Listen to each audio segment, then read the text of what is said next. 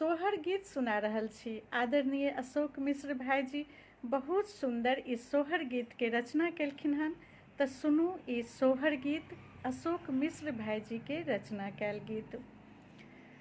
अयोध्या में जन्म लेला रामचंद्र, शुक्ल चैत्र नवमी के रे। अयोध्या में जन्म लेला रामचंद्र, शुक्ल चैत्र नवमी के रे। ललिनार देखल जे रूप, अलौकिक कौशल्या मगन भेली रे। ललिनार देखल जे रूप, अलौकिक कौशल्या मगन भेली रे।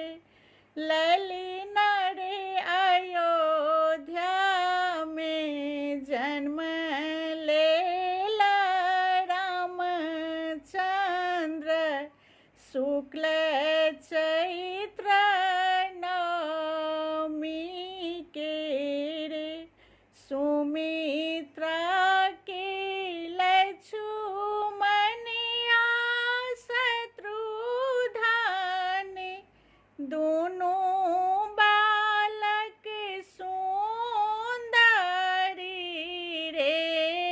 सुमित्रा के लक्ष्मणिया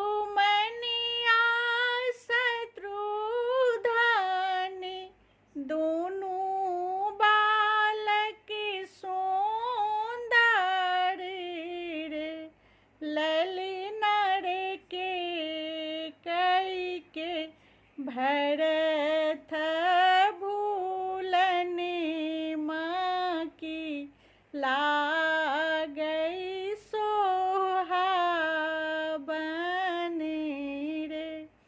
ललिनार के कई के भरत